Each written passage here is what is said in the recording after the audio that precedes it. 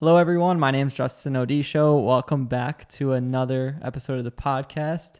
If you watched the vlog, this is actually the second ever in-person episode. So if you're watching on YouTube, hello, thank you. If you're listening on iTunes, you can check out the video aspect of this on YouTube. Today, I'm very excited to do another in-person podcast if you just heard the last one. And today I've got on the show a good friend of mine, Seoung Lee. Pronounced that right? It's sung like a bird. And Seoung, I wanted to bring him on here and talk to him because I think he's had an interesting journey and experience through the whole digital marketing, social media, content creation. First, from a professional business working in the industry experience, all the way to creating his own thing and making his own business out of his passions and things that he loves, which happens to be a lot of food-related entertainment on his page, Chowder Detroit, which, congratulations, you just hit 100K. Yeah, 100,000 followers. It's funny, it's because it's way over 100,000 now, but on Instagram, it doesn't change until you get another 1,000. Yeah. I'm used to getting over 100, but it's amazing that it took a lot of work, but it's amazing that many people are interested in my food photos. You know? Well, thank you for taking the time here. Welcome to the show. And thank you also because you listen to the podcast. I am. I'm actually a huge fan of yours, actually, because first of all, I love local content creators, people who just create things and you're not even half an hour from here, you know? Yeah. And we have, in Michigan, we just don't have enough content creators. It's everyone's in LA and New York. Yeah, it seems like everyone moves to LA. Yeah, but I love watching your videos. The funny thing is I don't use Premiere. I use Final Cut Pro. However, I think I still feel like I learn a lot from your channels, but I love your podcast more than your tutorials because your tutorials don't help me as much, but your podcasts are super interesting because the people, your guests are all like similar people like us. Like they use YouTube or other social media platforms to really have a job. So it's awesome. Yeah, and you're in that company. Yeah.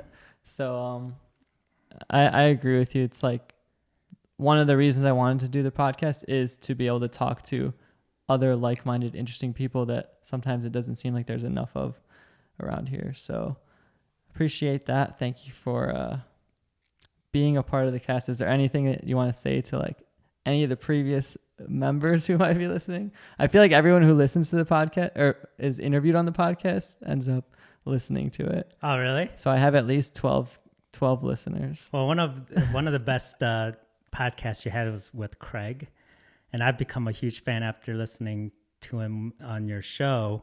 And he really changed my life because I've become a minimalist after finding out what minimalist is all about. Yeah. And I watch his YouTube now all the time. He's one of my favorite creators on there. And I like Sarah Dici too. That was really good. I followed her from when she was on Casey Neistat's video. And those people are awesome, man. You had some really awesome people on there. So hopefully I can keep it going. Yeah. That one video editor you had not too long ago was super good too. He did all those Jacob music or videos. Matt or what? I've had a few, I guess. Yeah, he went they're all like good. Yeah. Anyways, they all have really good stories and they're all super talented. So this is a really cool show. Yeah. Yeah. So let's get into what makes you really cool, I guess. One thing about these in-person ones is that I'm going with no notes here, just organic flow. So it's also might be a different vibe if you're listening. Yeah. Is this TV going crazy behind me? It is going nuts. Okay, cool. I just want to make sure it's not like breaking. But how did you get, because you obviously, I'd say, have a little bit more years of experience in this whole world, and maybe you've seen it evolve. Yeah. I'd be super interested to know, where did you get your start in even like being creative or picking up a camera? Yeah, I've been taking photos for a long time. I actually went to an art college here in Detroit, College for Creative Studies, and I went there for fine art, photography, and graphic design. So I've been taking pictures for a long time, even before social media even got started. But I was totally into taking pictures of everything I did and ate, even back then. And I only did it because it's more like a document, right? Like it's a journal. Yeah. So when you look back, you're like, oh, that's what I ate, and Yeah. that's what I did. And when social media got popular, I started posting. Of course, as all creators do, you just want to post things, right? Pictures and everything. So I started taking photos of landscapes of Detroit scenery, and anything that looked interesting. So on my Instagram, I started taking photos of Detroit scenery and food. So my personal page, Seoung, Seoung, Yeah. is just food and photos. But then you get to a point where you're like, man, I eat so much. I got to have another outlet for me to show off what I eat. Yeah. And it's more, I started an Instagram just to show off what I ate because I wanted to go back and see what I ate. Like it's a journal for me. And just because I was one of the first food Instagrams in Detroit, it just kind of like took off. Snowballed. Yeah, and of course I take really cool photos of this, not just like with flash, it's all like food styled photos. And I started posting it, and I started going to places where they have a wow factor food. Yeah. Something like crazy loaded fries or something. I think one day me and We you had went. the sushi burrito. Yeah, Sushi cone. that's right. It's in the vlog. And then we also went to a place where the Sahara when we ate those loaded fries. Oh and yeah, things like which that. you helped kind of create. Yeah, Too. so it's just it's like it started to snowball, and people tagged each other, told people about it, and that's what I've been doing for 5 years now, 4 years. Yeah. So you make a full-time living being. I remember last time we talked, you described yourself as a food entertainer. Is that still true? Like, what's the verb that you would call yourself? I started off as trying to be like a food critic, and I just realized I'm not a food critic because I kind of like everything. Yeah. Like no bad ratings. Yeah, I mean, and I didn't want to put down any restaurants either, right? I mean, Yeah. these people are mom and pop shops. What is my opinion? My opinion could really affect other people's restaurants, because if I went to a restaurant and told people I hated this restaurant, a lot of my followers won't go there. It's kind of, I'm shockingly I'm surprised that it could have that much effect on people. So I actually only do positive things. So right now I don't call myself a food critic because I don't criticize. I just kind of do food adventures and people just follow me. I like that. Food adventures. Food adventures. So, Chowdown, Detroit. Did you grow up in Detroit? Were you born in Detroit? Yeah, no, I was born in Korea, but I grew up in Metro Detroit most of my life and went to school in Detroit and everything like that. And, the thing about Detroit, as you know, is we have a community that's super proud of our state and our city. Yeah. Like it's almost like if someone puts down Detroit or Michigan, we get really defensive, right? And anytime, I think that even the name Chowdown Detroit and promoting Detroit local businesses really help. Like people want to help me too. Like they want to help me grow because they want to see people in Detroit and Michigan really grow up. So yeah, I mean, I grew up in this area, so I'm definitely a Metro Detroiter. I'm a Detroiter for most of my life. Yeah. Did you live in Korea long enough to be shaped by it in any way? No, I barely remember. I mean, I came here when I was young, so now I don't remember too much about Korea. But I'll tell you what, man, I went to Korea just about 4 years ago, and things changed a lot there. And the food scene in Korea is just crazy. I always wanted to go to South Korea. South Korea is amazing, like man. Seoul-ish area. I mean, that's probably all I know because it's the capital. Is it the capital? Yeah, it is the capital. Yeah. Yeah, but I seen on YouTube like it's a really modern city and the street modern food. Yeah, it's become like the most technological advanced like country now in the world, which is like Korea is amazing because we were practically a third world country, like during the war, after the Korea War, And now we're just booming, and it's crazy how like wealthy South Korea is now. Yeah. With Samsung and LG and Hyundai, and it's just like they're producing so much stuff now. It's crazy. So were you just visiting, or did you? Visiting some family. still there? Yeah. Oh, okay. Yeah. But of course, while I was there, I was doing food adventures there. Yeah. And it's probably the best week of food I ever eaten in my life. Yeah. It's amazing.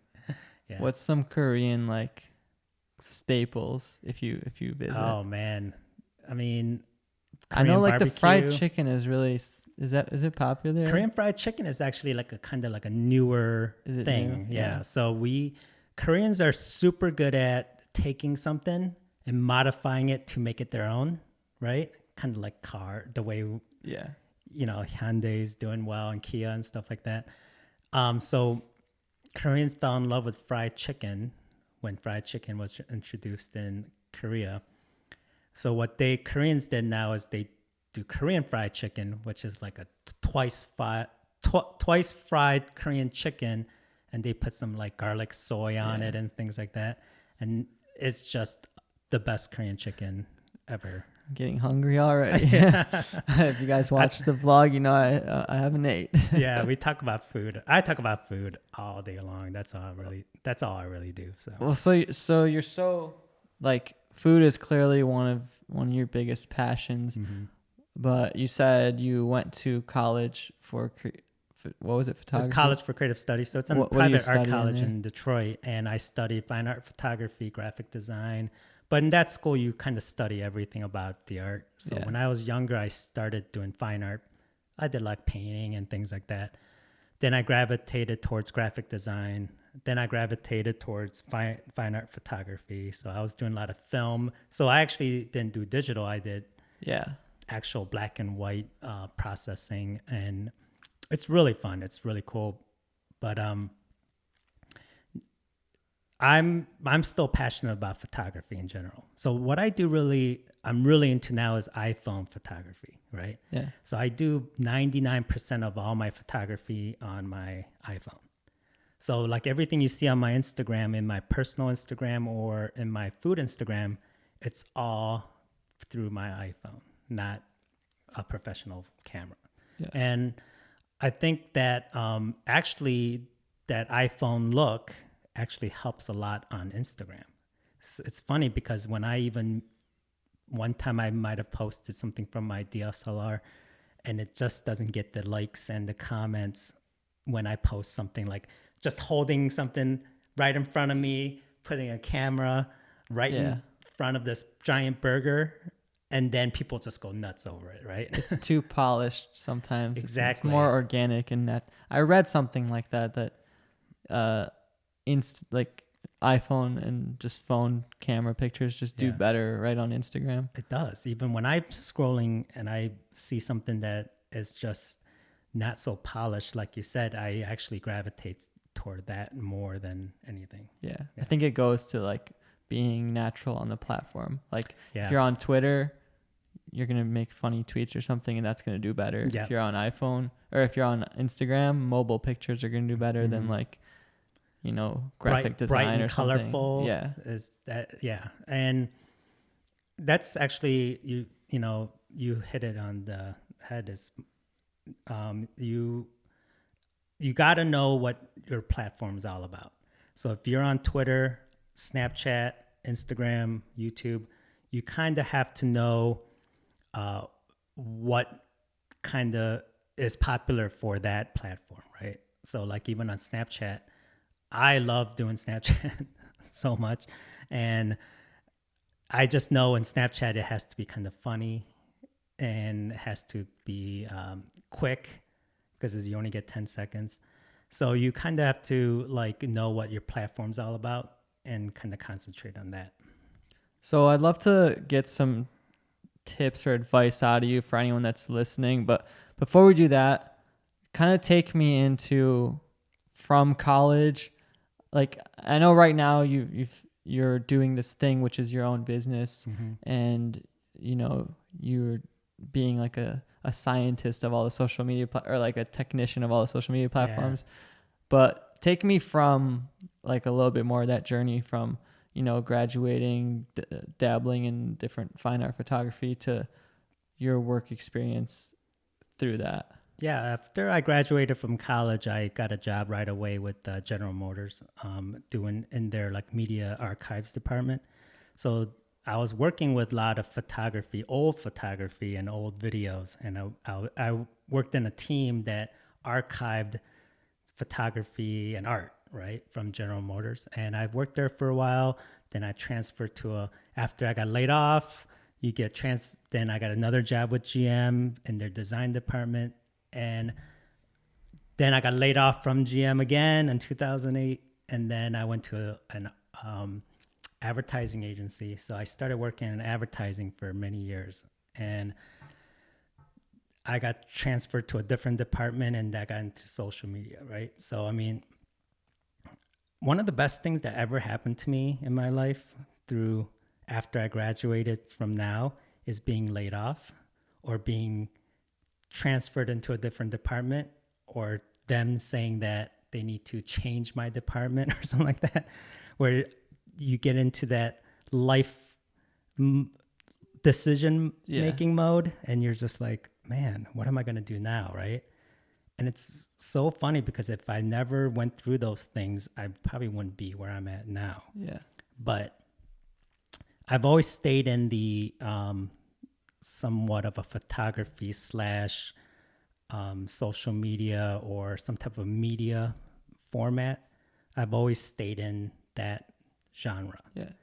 Like, so what were you doing? Like you said, you were in the, what did you call it? A media archive? Media archives. It's what does that job entail? So what they do is say they found a group of 1950s photos, right, or videos, and what we do is we turn that into something digital, and then we archive it.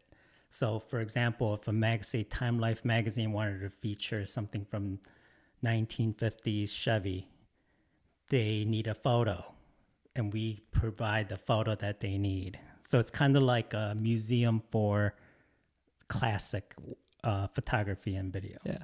And these layoffs that you're talking about is just like, was a lot of that just going on where they... Yeah, automotive industry, man. It's just, we live in Metro Detroit, so I would say most people somehow work for the auto industry, from one of the top 3. And the thing about the auto industry is when they need money, like when they're losing money and they need money, they love to cut jobs. That's their thing, right? So you go through that a lot especially when you work in departments. The departments I worked in, it's not the money making department, right? Like to them, media archives, or when I was in design doing, my team did like photography and archiving things that's in-house photography. Those things to them is just kind of like, we're not making money off these guys. We just kind of have them there. So you always get cut when they need money. So, but those things were the best things that ever happened, because once in 2008, everyone was getting laid off. I don't know if you remember back then. It seems like that long ago. But when you get laid off from that, when I got laid off from that, I didn't have a job for like a year. You know what's funny? I even saw in a Craigslist ad where it said they need someone to take photos for eBay, like stuff this guy's selling on eBay, right? And I'm like, I have a degree in photography. I've worked for professional photographers. I even worked for a photography studio and all that stuff. And my resume is amazing for $10 an hour, right? And they won't hire me. Like they said I'm too overqualified or something like that.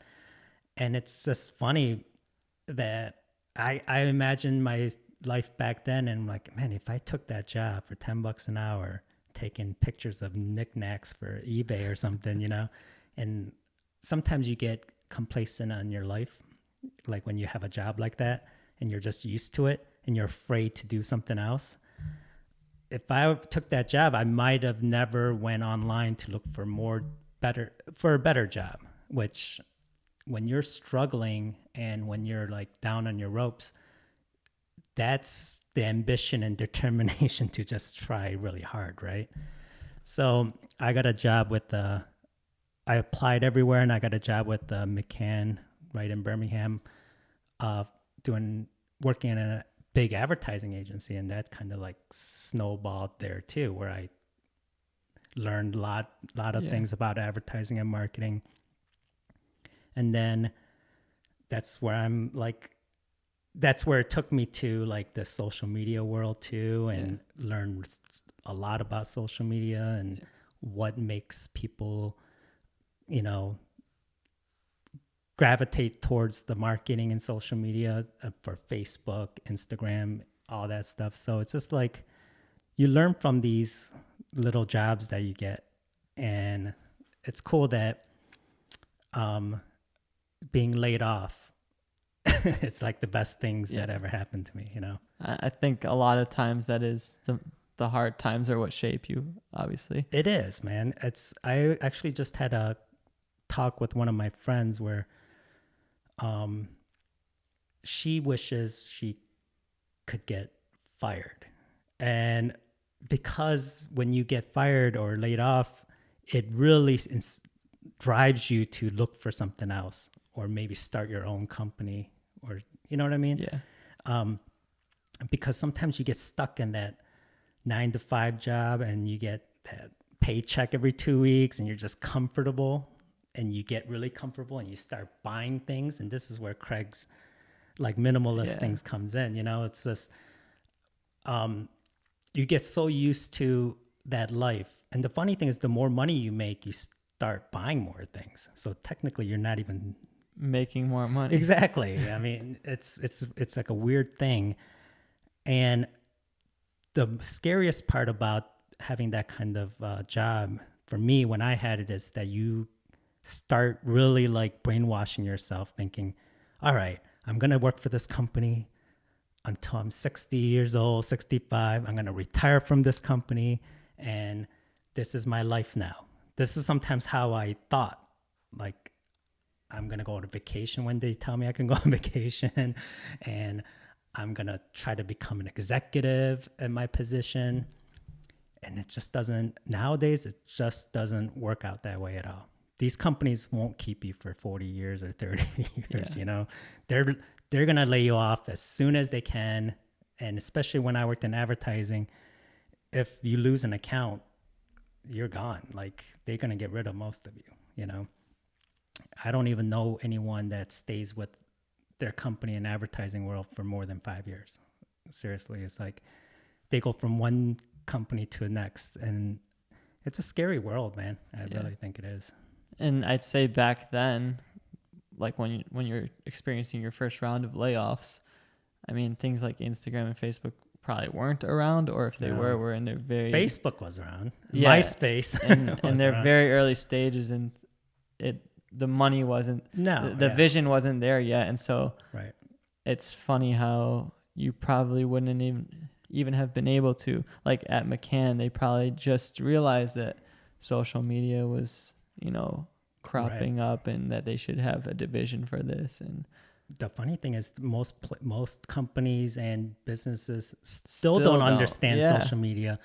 The funny thing is, like the companies I work for, they outsource that stuff, and now they're getting into where they're going to do it themselves. But even as living in Michigan, we're always a few years behind LA, New York, and Chicago, right? We're always behind. And even in my business with the food, when I promote restaurants or businesses around here, or even do content creation, a lot of companies around here, a lot of restaurants don't understand it yet. So like I have friends who do similar things I do in different cities, like in Chicago, LA, and New York, and they're making so much money, right? Like they're like in another level of money making than I am, because there's so many restaurants and businesses that are willing to they get it. Like they understand social media. When they post it on Instagram or Facebook, or even being on YouTube, it's like a huge deal for them. But in Michigan, a lot of these restaurant owners and a lot of these companies around here, they think it's more important to be on TV or back of a newspaper. Like they still want to be in the free press, back of free press with a coupon in the back. Yeah. They think that's going to bring in all the money for the restaurant. I'm like, dude, that's not the way it works anymore. So explain it to me like as if I've come to your office here, I've got my restaurant, and I'm a little bit skeptical about this whole thing. Yeah. I've been in the business for a long time. Explain it to me. Like what's the value in it? Well, it's if they are not understanding of it, it's almost like I don't know if I could ever work with them, right? Because how are you gonna show them? Like, for example, unless I do something like let them know I sent you. No, like if I told you to go eat at a restaurant, because say you saw it through my Instagram, it's not like you're gonna walk in there and go, I saw it on Chowder on the Troy. You're not gonna do that. You're just gonna go. So they kind of have to be more of a fan of me or like understand social media for us to work together. Have a little bit of willingness to or openness to learn or see something in it. Right. But in my world, I sometimes do this. I create something that's like unique to what I posted. Like I would create a concoction. I'll take fries, I'll take this, and turn it into this thing that's not on the menu. And then I would post it on my channel, and it will get like thousands of likes and a whole bunch of comments and people actually going there to try that. And then the owners are like, oh, wow, we had, 40 people asking for this dish that he posted that's not even on the menu. Like, all right, we get it. Like, you can bring in people to our place. And then after they see some type of a return on investment or something like that, they want to keep working with me. Yeah. Yeah. So I want to get into like how you even started all this. So you were working at McCann. And what is McCann, by the way? It's an advertising firm? It's a McCann World Group. It's like a huge, it's like a global advertising agency, and they own a ton of different agencies. And we have a few of them around here. And one of their clients is kind of like, Pure Michigan is one of them, and, Chevy and some other stuff like that. And that's where I was working. I was working for Chevy, like doing under that account, right? That's what it. Yeah, on that's Chevy. I mean, when I say account, I don't mean like social media account. Like that's an account that McCann had. Yep. And you were in charge of. I was part of the social media team on that one. Yeah, and then that's where Chowder on Detroit kind of started. I just one day just wanted to start a food account, and me understanding and knowing a lot about social media, I just started it with the logo, with the name, with kind of like a professional look to it, and just started posting my food photos, and it just kind of went viral and got big. Did you have how long were you at McCann? Like, did you have any mentor that shaped you in like, this is what people respond to, this is Instagram, this is what, you saw how that you guys were using it for Chevy, and did you learn a few things and then have the freedom to create your own fun project on the side? Is that what it was? Yeah, well, it's more like with social media, you sometimes have to be, the funny thing is one of the department that I was in for social media was like user experience, right? Okay. So me as a user, or you as a user, it's like you have to figure out what's going to get them to click or what's going to get them to like your things. And it's just, like I've understood as a user, if I scroll through Instagram, what gets my attention, what's going to make me stop and look. And those are the things that always help me to like grow my channel, grow my thing, and say, all right, I got to make this hamburger photo or pizza photo look eye-popping. So if I saw it, I would stop and look at it and double click and double tap it, right? So where was the line where I guess you went full on Chowder on Detroit? And even before that, Like, what is Chowder Detroit? How did you come up with this? Like, take me through it now. Yeah. So I was looking for a name, and there's some in the beginning. I guess I could have picked any name I wanted, but I was actually the name Chow Down. The Chow Down started with my friend from Atlanta. She's actually a food blogger in Atlanta, and I go to Atlanta a lot to visit my family there. My mom lives there now, and I've always been a fan of her. And I like we kind of did a trade. Let me use your name and just put Detroit at the end, and I'll make you like a logo. So because I'm a graphic designer, I made her a logo. So we have a very similar look, and that's how it all got started. And I started posting food and just started going at it, always posting things. And now it's after 2,600 photos on there. I mean, it's just That's a lot of that's pictures. a lot of photos, and that's how the name got started. And then I started like going all to different restaurants. And the thing is, I eat out every day. Yeah. I don't cook at home. Like I haven't cooked at home in ages. Even way before social media, I never cooked at home.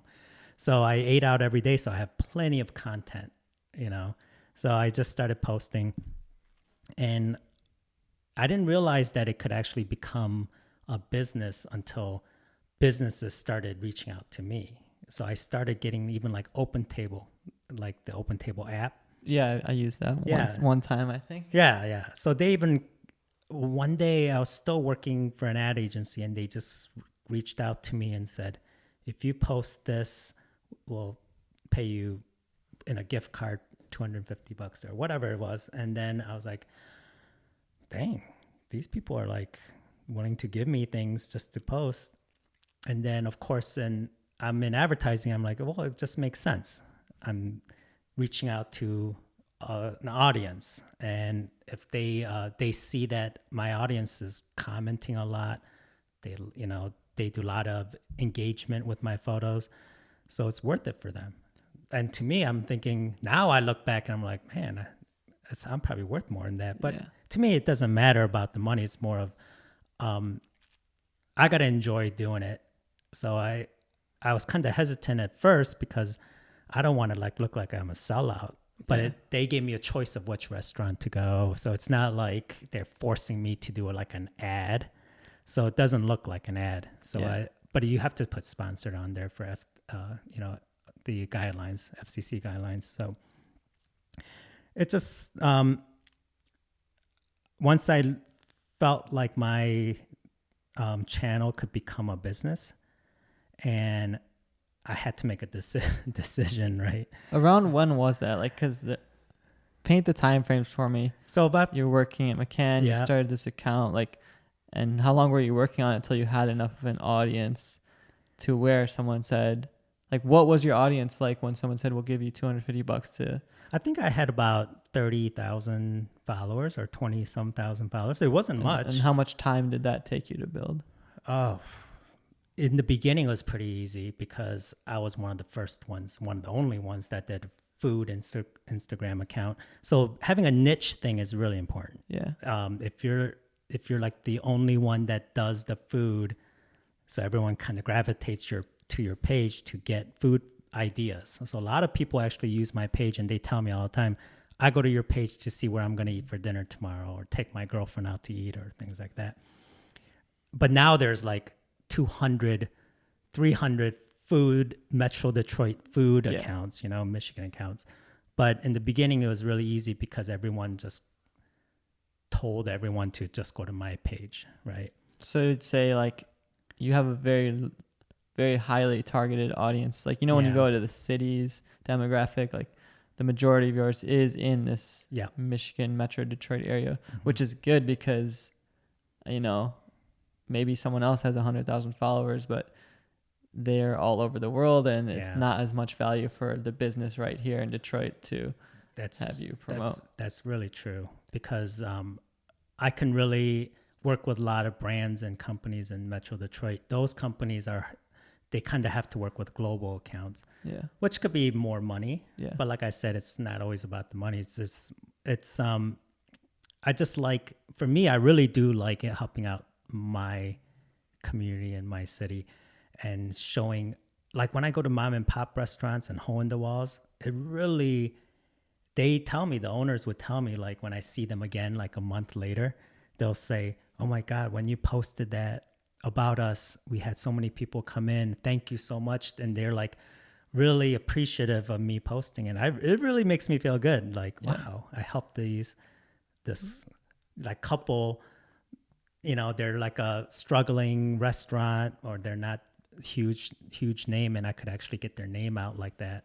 Yeah. It's really cool to do something like doing something nice and doing a service for the community almost. Yeah, and you're letting us know where the good food is. Yeah, and I won't post it unless it's good food. But yeah, I mean, when I got to around 40,000 followers, and in Michigan, it's actually big.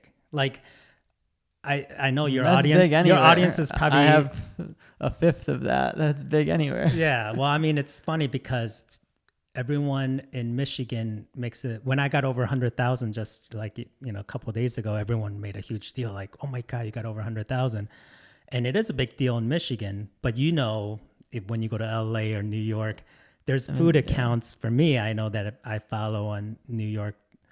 100,000 in New York food account is big, but it's kind of like small time. Yeah, it's like small time because there's accounts with 700,000 followers and things like that. But back about a couple years ago when I was at 40,000, that's when I was working for a social media company, like an ad agency, they were kind of moving around everyone in my department. So they're kind of like, they didn't know what to do with our department. They might outsource it, and some people were getting laid off. So I was in the middle where they might lay me off, or they said I could take a different position, right?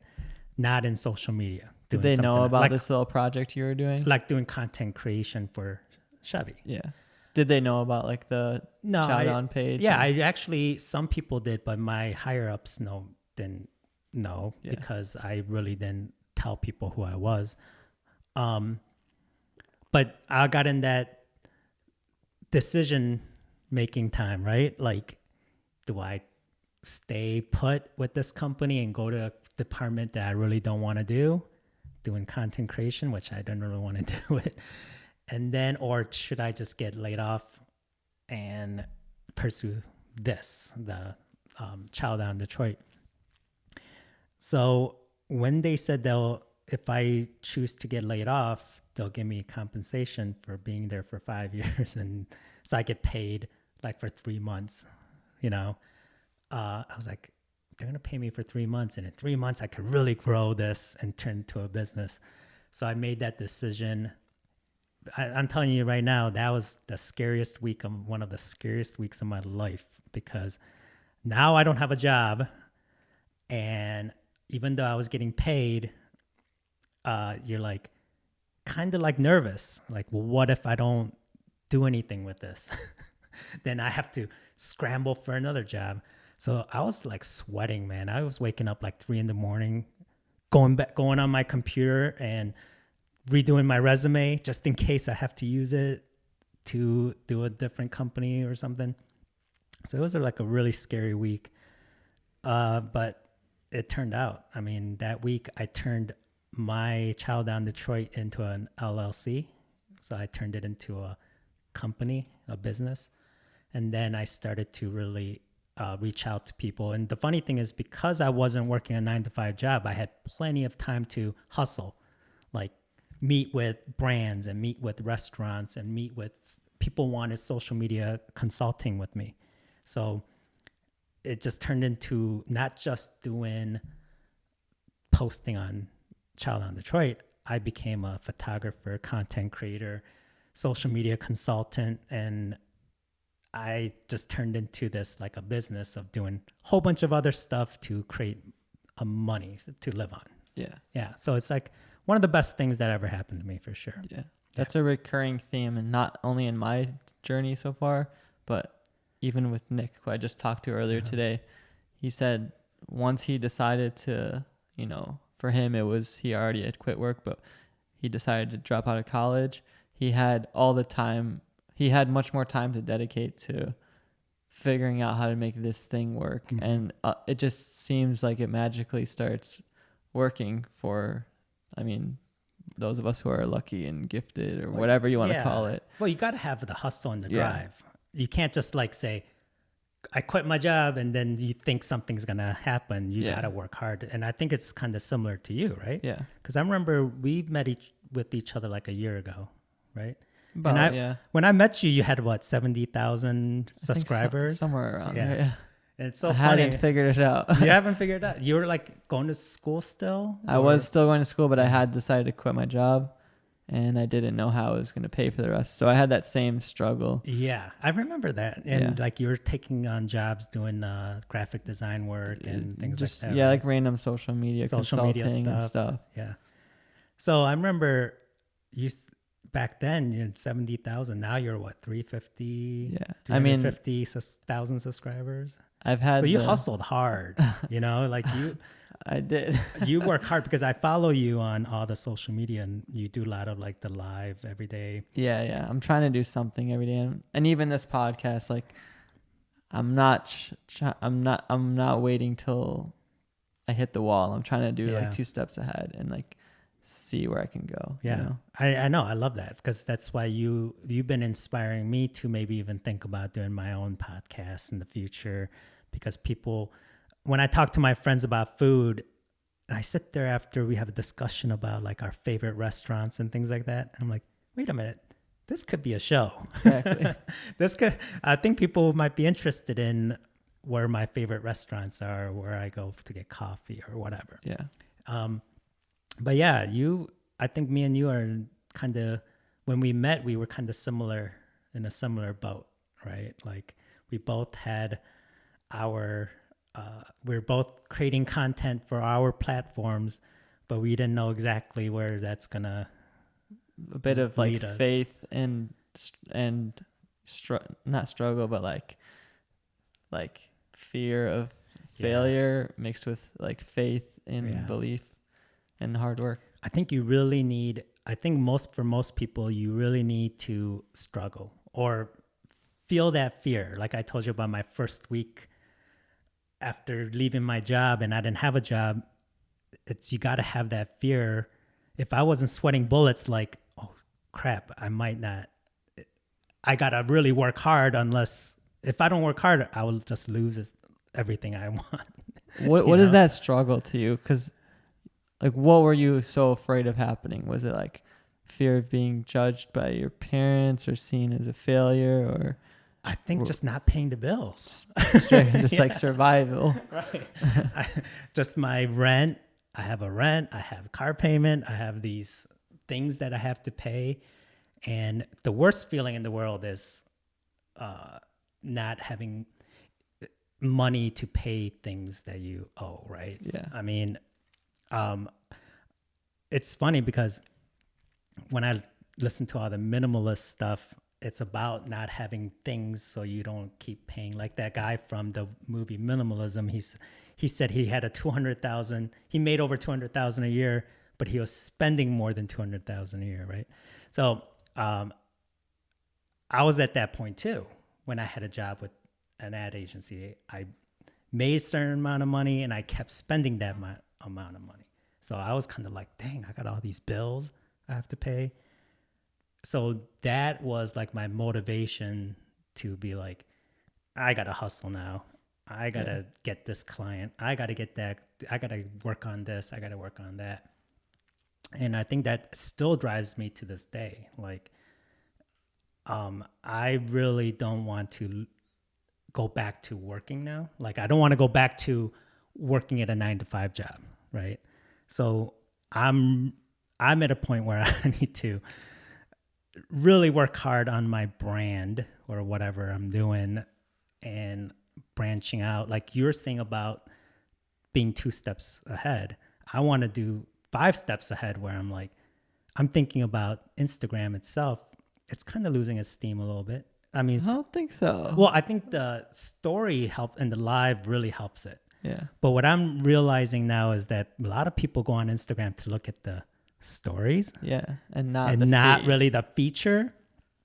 So now I got to think ahead. now I got to produce something for the story, right? And then, I dabbled into YouTube, and I kind of still want to get into the YouTube world and create shows, like food shows or something food related. So I've actually had some ideas for that, but that's another way for me to branch out and kind of not stay with one platform. It's really a bad thing, I think, to put all your eggs in one basket. It's really not a good idea to do that. Yeah, you have to diversify because, like you said, one feature change or one algorithm change, and now you only reach 25% of your audience. So while you have the momentum, like as annoying as it might be, you gotta tell people like, also don't forget to like sign up for my website and sign up or follow me on Twitter too. And then it's also your job to be in a few different places. It's just like basic diversification. It is, yeah. Of your investment. No, yeah. Yeah, because your Instagram really grew after you grew your YouTube channel, your Instagram grew. Yeah. And now I see on YouTube, like, I feel like they are switching the algorithm. I noticed certain videos that they, and certain times, like they won't push out as much as they used to. And I know it's not exactly the content because I've made better videos that get worse results. Right. So I can see that they're testing things. And with this whole ad boycott and controversy that's going on, like at least now I have also transferred some of my attention over onto Instagram. Even if YouTube disappeared tomorrow, may I have a small little Instagram account that I could do something with and continue. But what were some pages, like you said, you were the first one in like this area? Were there pages, I know you said your friend, were there other pages that like you kind of looked up to or kind of sparked your interest? Yeah, I mean, I still, to this day, I always look at the other food accounts and see who's like trending, who's doing well. So right now, the food photos that's really trending on Instagram is like HDR look. I hate HDR, but when it's like like really super saturated and you see all the details and it's like, and it's like all cheesy and it's all like gooey, and those photos are becoming very popular on Instagram. So sometimes I dabble into that type of photos, but like on Instagram as a platform, you got to have a theme, right? If you use some type of filter, try to use that filter for all your shots. Try to have the same kind of aesthetics for every shot. That's how you get a lot of followers. And so I got to try to keep it with my theme. So a lot of my themes are like me looking down at the food. You sometimes see my shoes. Yeah. Sometimes I go right up to the photo. So I got a little theme going on, but I still have to research other creators and see what's popular. So there are a few that I follow. I'm friends with a guy who does LA foodie. He's an LA foodie. And so he has over 200,000 followers. So I kind of see what he does. I follow a few in Chicago, a few in New York, and through Instagram, we become friends. But you have to stay with your own style. If people followed you because of your style, you just got to kind of stick with it. But going back to like what we're talking about with the YouTube videos, have you thought about doing Facebook video? Yeah, I believe in Facebook and everything. I just because they monetize Facebook now. I definitely believe in Facebook and all of them. It just, as a one-man team at the moment, I have to, my time is limited ultimately, so I'm focusing on YouTube, Instagram, which Instagram is kind of Facebook, and then now this whole audio thing with the podcasting. But I mean, do you have a team around you that you've kind of built up now? I kind of do, I guess. I mean, sometimes when now it's funny because I'm a photographer, but now I have to hire photographers that are my friends, and I have to have them help me, because like what you're saying about what we're talking about, like Instagram story and things like that. Now I need to produce stories, right? Yeah. So now if I go to say a restaurant and they hire me to do content creation for their social media, like do all their photography. Well, they also want me, like in our contract might be like they want me to promote too. So now I got to go there, and to do all that by myself, like I have this camera taking photos, then I have to stop that and pull out my phone and take pictures with my phone so I could post it on my Instagram story. It becomes a super work. Like it's super hard work. So now I have to hire a team to do photography. So let them do the content creation. I do some content creation with maybe boomerang and video and things like that. So now I have like a team that helps me produce all that. Of course, I have to give them some of my cut of my pay, but it's worth it. I mean, instead of me just like going nuts over an hour, I mean, it's just crazy because in my world, you get, say you have like 8 or 9 dishes out there and I have to take pictures of it individually or as a group. And it's a ton of work. It's a lot because I produce probably 150 photos in 1 hour, you know? Yeah.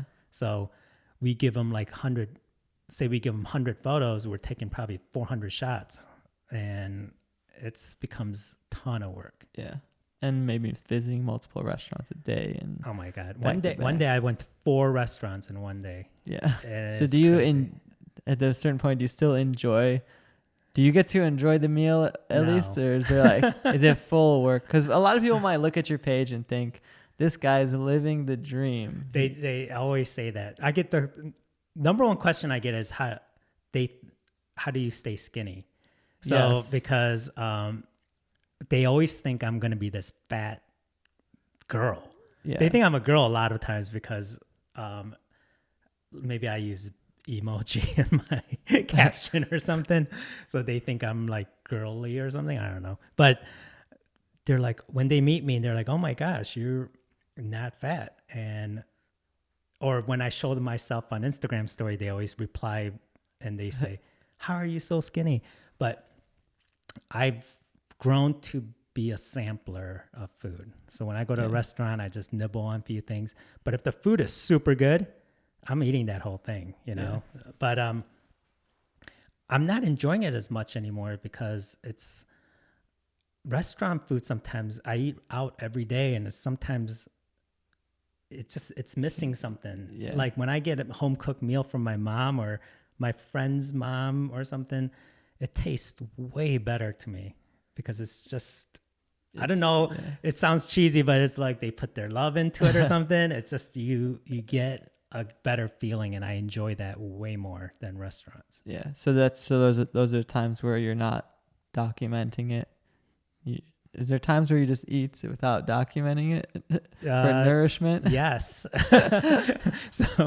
So a little thing about me is I love fast food. Like I'm a huge fan of Taco Bell.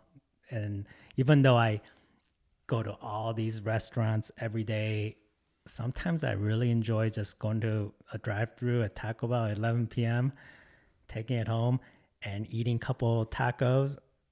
And I don't have to post about it. Yeah. I don't have to take a nice photo. I could just eat it while it's hot. And it's kind of enjoyable to do something like that. But if I don't post it, did that really happen? I don't know. Double guilty pleasure. 'Cause junk food is already a guilty pleasure for most of us. But I want to get into I don't want to go too much more in depth on every detail, but you said earlier in the conversation, like you started going viral or you were at 40,000 followers. Is there like a couple peak moments, like pivotal moments you remember, like that got you your first 1,000 followers or your first 2,000? Was someone reshared or did a big restaurant repost or something? Yeah. So on Instagram, it's really important to get shared, like your photo to be shared. So in the beginning, when other reposting accounts. So on Instagram, there's a lot of accounts where all they do is repost other people's photos. Some are like up to 1 million followers or more. And this company all they do is repost other people's shots. They curate other people's shots, right? So even to this day, even just recently when I was at 99.9 followers, right? And I just needed 100 more or something. I got reposted on two big pages in the same like weekend. So one of the pages had like 500,000 followers, and they reposted one of my pizza photos that I took like 2 months ago. And then next day, there's a page called Taste This Next, reposted a taco photo I took, and they gave me the photo credit. And when they do that, I always get a whole bunch of new followers. And that's more like a national following. For local following, if I do something that's like gets the people buzzing. So just recently I went to Traverse City, and I went to Moomers. And it's like a real popular ice cream place. It's even nationally known. And the funny thing is, a lot of times when I go to restaurants now, I get things just because I know it's going to get people talking about it. Yeah. Did I really want this? But I sometimes just get it, right? So at Moomers, they have this thing called Flight of Ice Cream, where it's, like Flight of Beers when you go to a brewery and you like get a long board. board. Like a long board with different flavors, right? Like at a brewery, you could get like 4 different or 6 different little shots of beer to taste it. So in Moomers, they have one for ice cream. So you get like little cups of different flavors. And I'm like, soon as I saw someone order that in front of me, I'm like, I got to get this, because if I post about this, I know people are going to buzz about it. So we got a couple of them. I took a really cool shot of me and my friend holding it, and I posted it, and it went crazy. Like, it had over like 200 comments of all these people just tagging their friends, like, we got to get this ice cream. I want to get it. It had over 2,000, 3,000 likes or something. I don't remember. But things like that helps me get the local reach, because when they tag their friends might not have followed me. Now they see my page, they start following me, and that got me extra couple hundred followers right there. I think that's how I heard of you too. Just like one of my friends is into food, and that's the best kind of follower you can get, is because it's a real person. It's like right. It's a recommendation by word of mouth, and that's probably also why you're able to help restaurants too, because it's all kind of organic and word of mouth. But so for my audience, I guess it's probably a lot more international. I know I have a lot of people in LA, I have a lot of people in Texas, a good amount in New York, and even India and different places. Since I have you here, and let's say one of them is planning to come through Detroit, is there like some must-haves, Detroit items, or must stop in restaurants or hole in the walls? Like, could you recommend a little quick tourist pit stop? Oh, that's funny they mentioned that. I'm doing something like this for Visit Detroit, a local magazine. But there are staples here, as you know. Lafayette, Coney Island, for example, everyone knows about that, so I don't really have to talk about that. But I sometimes like to venture a little bit outside of downtown Detroit. And there's a place in Dearborn called Dearborn Meat Market. And that's probably one of my favorite places to eat. And it's a slaughterhouse, not a slaughterhouse, but it's a meat market. But is it halal or? Yeah, it's a Middle Eastern restaurant. We have the biggest Middle Eastern community in America. So of course we're gonna go to a lot of those restaurants. But that place is a gem, man. It's a hole in the wall. And there's a little barbecue guy in the back who barbecues fresh cut meat. And the food is just outstanding. So I highly recommend that. And even though we're in Detroit, we have one of the best pizza places. Your New York followers might disagree with me, but some of my New York friends that came from New York and LA or even Chicago and tried Supino Pizza in Eastern Market, they all told me this is better than the pizza they have in their hometown. So I highly recommend that place too. It's so good. Yeah. I have to write down some of those too. I'll listen to this back and take notes.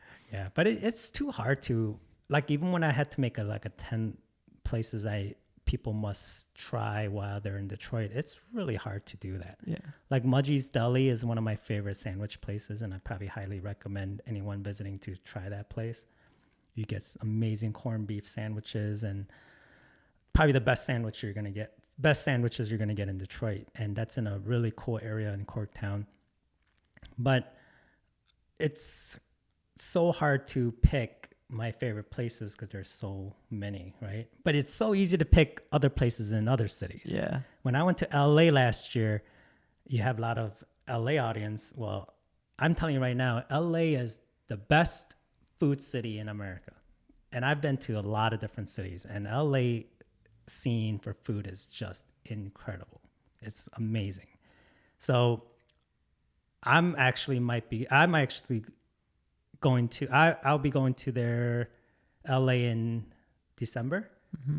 And I already have a list of places I'm going to eat in LA, man. Limited time and limited space in your stomach, right? Yeah. And New York is one of my favorite places for food too.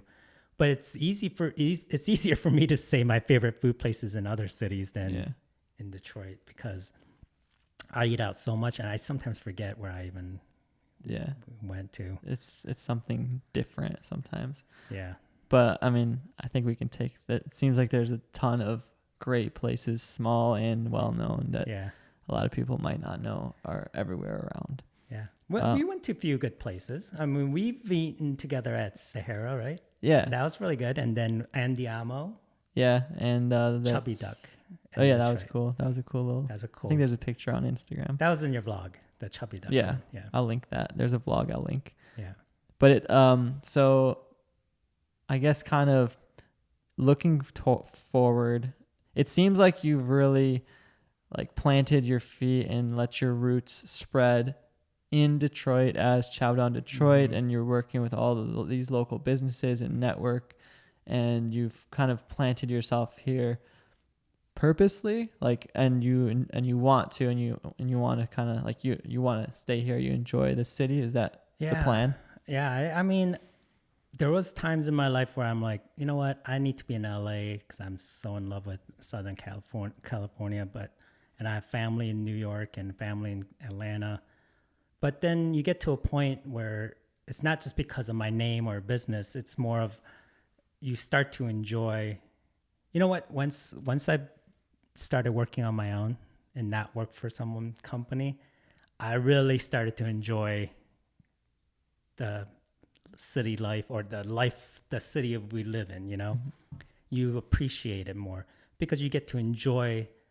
I drive all over the place and go so many places, and then you start to fall in love with all the new places you go. When you're stuck at an office 9 to 5 on weekdays and you only go out to eat once a week or go to places, you don't get to see so many things, you know. And now that I've seen so many places and done so much, I really love the part where I explored and discovered all these gems, all these cool places, and meet people like you and meet other people who are interested in the same type of life and the same type of things.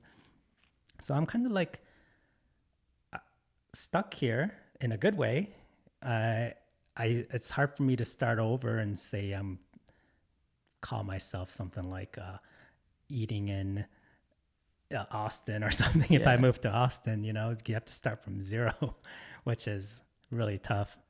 But yeah, I mean, I really like this community. And one thing good about Michigan is that what I do, I'm a kind of like it's easier to be a big fish in a small pond, because as you know, when you go to LA or New York, it becomes a battle to become a big, you know, person of whatever you do.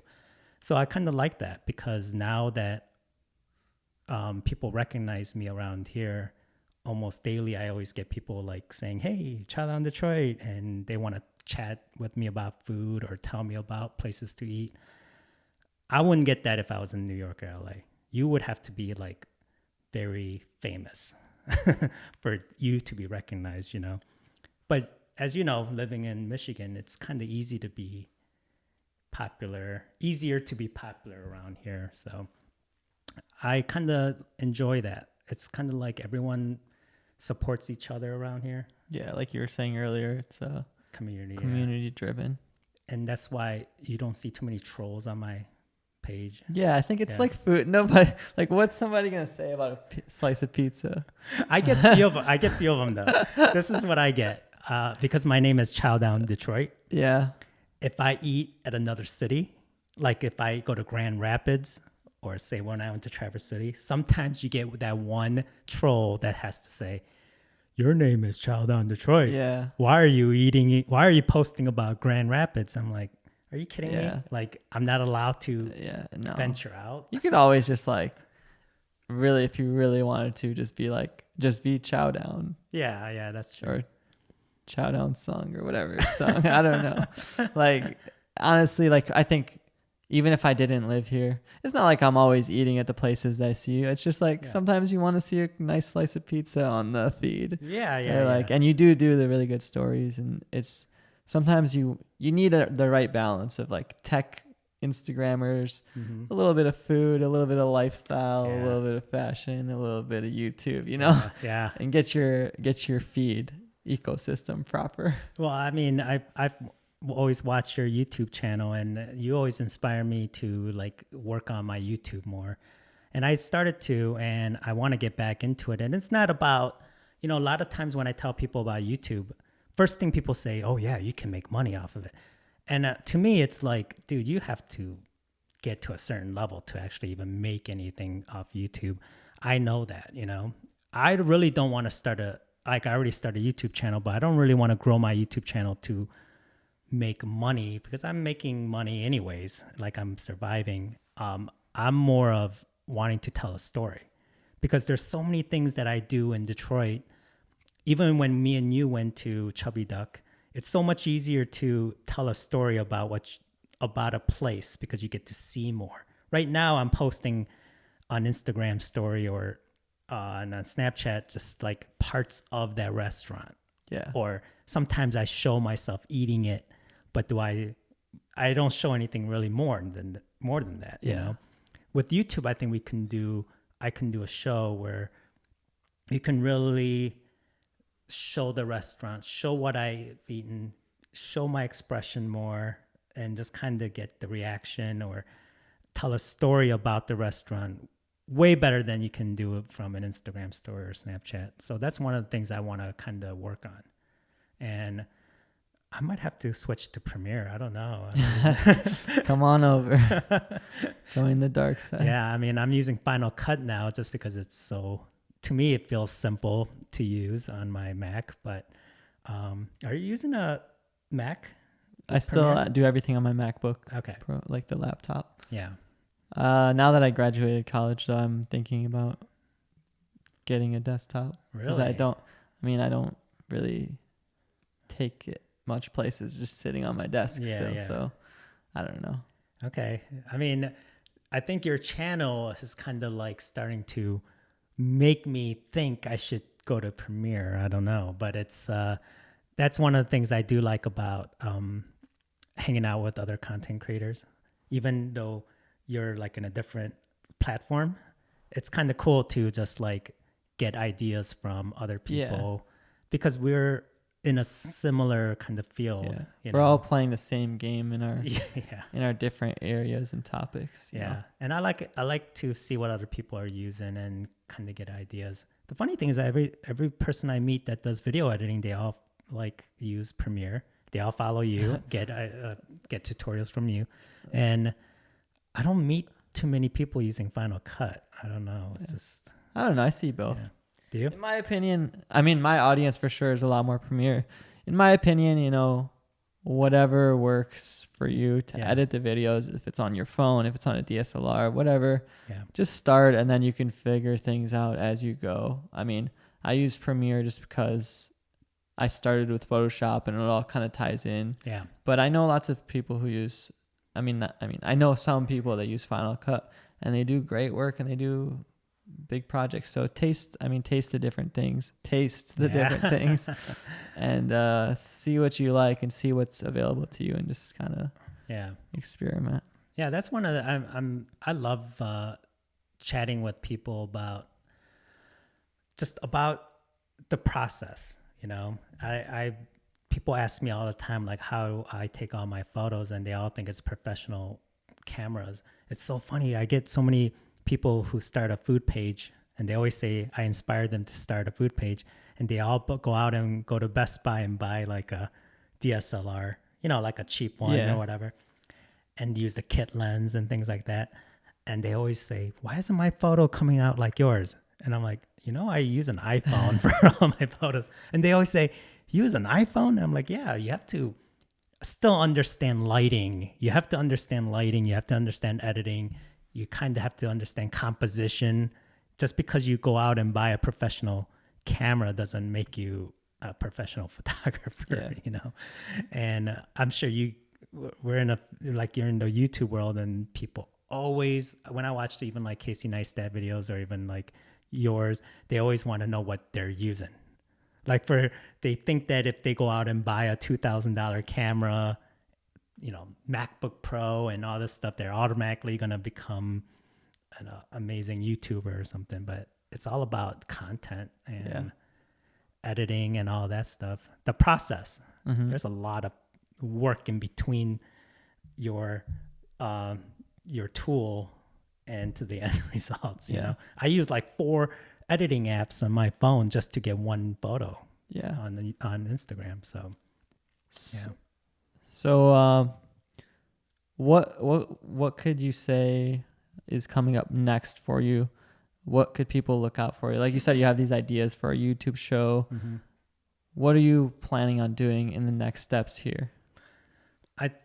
What I really need to do is organize my life, because I'm so all over the place. I'm so into so many things. I don't know about you, but it's not just food and photography I'm into like, I coach high school tennis. I love regular photography of like landscapes. I like to travel. I'm into cars. There's so many things. I'm into movies. I'm a film buff. So I need to start focusing. I almost need to like sit down one day and just write down what I need to focus on and what I need to kind of let go.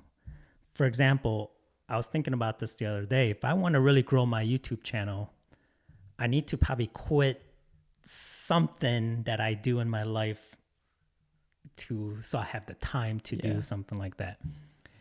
And one of the things I might have to stop is like Snapchat, but I have such a huge Snapchat following, which just shocks me, because I feel like people say Snapchat's dying, but then I keep getting new followers on Snapchat and people engage with me so much on there.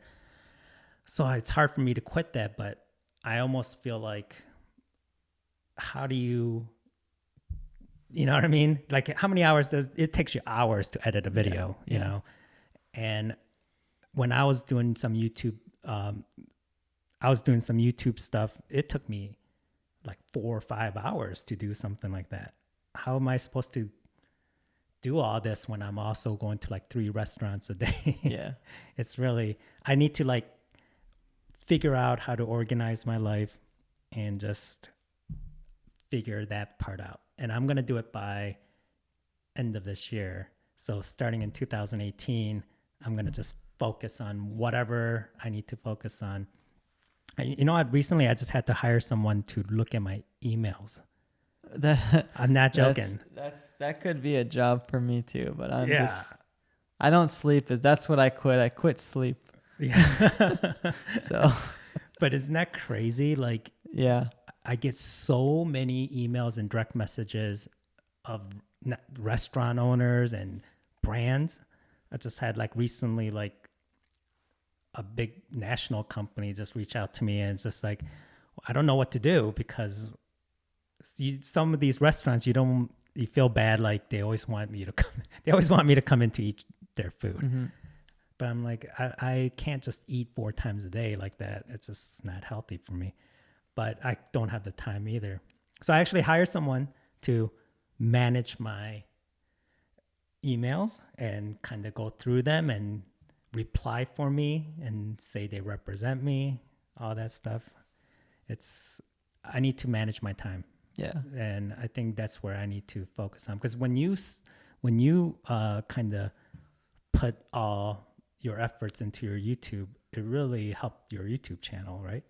Yeah. I mean, the time management is key. And like you Yeah. said, I mean, I don't have exactly a physical team, but like having a team, I've noticed in a lot of my guests, is something that really helps them. Like you can have a team, it works much better for you because you only have 24 hours in a day and you're sleeping most of those. I know.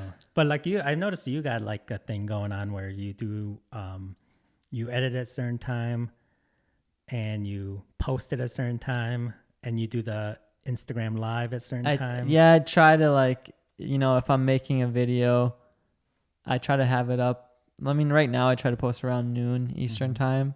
And if I have it up, maybe I'll do a live stream of me making the thumbnail in Photoshop. Yeah.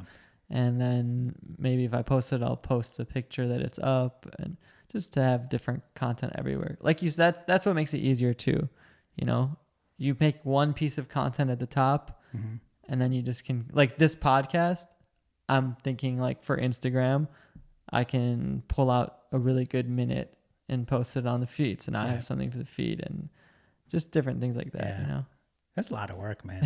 I mean, it is, but we enjoy it, right? Yeah. And I think sometimes people don't understand how much we put into creating. It's so much work. And that's all I think about. Like literally, I do a lot of, you know what I do recently? Now I turn off, like sometimes I drive without any radio on. Just to have a meditation moment? Just to like think about what I got to do and just organize. I love to hire a personal assistant, but I can't afford one. I've done that before. Well, if anyone's listening and they want to offer some sort of help somehow, help digital me, please. I don't know. But I think we've come pretty full circle, and we know now that it's not just eating food for fun and somehow magically like making a living out of it. It's definitely a lot of work. Yeah. You gotta know, you gotta know even when you post it. Yeah. It's just like, I put a lot of effort into it, and now I gotta try to put a lot of effort into something else too, because like we talked about, it's just putting all your eggs in one basket is not the right idea. You just gotta dabble into something else and see what else you're into. Like you got to be passionate about it, so I'm getting to the point where just Instagram food posting is just not enough. It's not exciting enough for me. Now I got to try to do something else. And, you should start a podcast or something. This is fun. A podcast is really fun. I love it. It's exciting me right now. But is there any other final things that we didn't hit on that you want to mention, or any specific special projects that are coming up that you want to talk about? Like, what do you want people to know before we sign off here? Well, I mean, in social media, I feel like, do you ever feel like there's going to be something else coming out? Oh yeah. Something new. I'm reading into like blockchain technology and Bitcoin and all that, and that's a whole nother conversation, but I kind of feel like that's coming with something new. And I what do you think about being an early adopter to a certain social media? I feel like it could be life-changing. Remember Vine? Yeah. Remember all the early adopters on Vine and become super famous? They're the biggest people on the internet now. Yeah. I mean, they're just some of the biggest people on Instagram. Now they do YouTube. Right? And Instagram. Instagram, right. The only Viners you see with 10 million the only people you see with 10 million plus followers are either a super famous like traditional celebrity or singer, or a Viner. I know. It's crazy. So, I mean, like, I think the next thing is, since I make a living off doing social media work, I feel like I have to look for the next thing, because there's always going to be something else that pops up. Like Snapchat popped out, and I was a like early adopter to Snapchat. And so I grew my Snapchat up a lot, but now I got to see if there's something else coming up. So yeah, I mean, right now, I know there's apps that comes out that tries to be the next social media, but nothing's hitting. But I'm looking for that. Like, I want to try to become an early adapter to a new cool social media that's fun, and because I feel like that's gonna be more fun and exciting because it's new and different. Because Instagram, to me, it's kind of, I love Instagram still, but it's just, you get to a point where I've been doing this exactly the same, almost the same thing for 4 years now or whatever, and I gotta kind of branch out. That's why I'm excited about YouTube and just to create shows and things like that. So yeah, I think I'm gonna work on my YouTube channel a little bit more. So that's gonna be something that's gonna come out. And podcasts, you're kind of inspiring me to the podcast thing too, because I love chatting about food and everything else that I love. So yeah, it's funny that podcast is becoming really popular actually. Yeah, because there was a time when it was really popular, then it went through a time when I don't think anyone was really talking about it except for when cereal came out. I know what you're talking about. Yeah. I haven't heard it though. But recently I'm noticing a lot of people that's into podcasts or listening to podcasts. I think has a lot to do with driving. It's so easy to listen to now that everyone's kind of have the unlimited data, and so they're all listening to their phones in their cars. So I think that's really cool. I think that's true. So you're pretty much at Chowder Detroit everywhere, right? And obviously you have your personal account, which is just your first name, Seoung, SEO. I'll leave all of Seung's links in the show notes, wherever you're listening to this, on iTunes, YouTube. You'd say the best place for someone to reach you would probably be like Instagram, Twitter. Yeah, Instagram, Twitter, and Snapchat. And subscribe too. to his YouTube to stay tuned for the shows that are that we're now gonna be waiting for. Well, I gotta do a show with you where we go eat somewhere together. You know, I'm up for it. It's fun for me because I don't have to create the content. But I think we're gonna wrap this episode up here. Second one of the day. You're pretty hungry, I bet. I'm pretty hungry, but luckily we didn't get too deep into the details of cheese and all that. Oh my God! I'm telling you, you should have told me that you're hungry, because I was just at a barbecue place. Oh, this place is good too. Arkin's Barbecue. It's right down the street in Southfield. Man, you got to try their barbecue. It is. I think it's probably the best barbecue in Michigan right now. I'm gonna have to put it on my list. Yeah, for sure. But thank you to everyone for listening to this episode. If you guys are listening on iTunes, I'd appreciate it. Give it a rating if you enjoyed it. Leave a little review, whatever. And subscribe on iTunes so you can listen to it in the podcast app. It always pops up in your feed, and whatever else pulls from the iTunes library. If you guys are on YouTube, smash that like button. Leave me a comment below.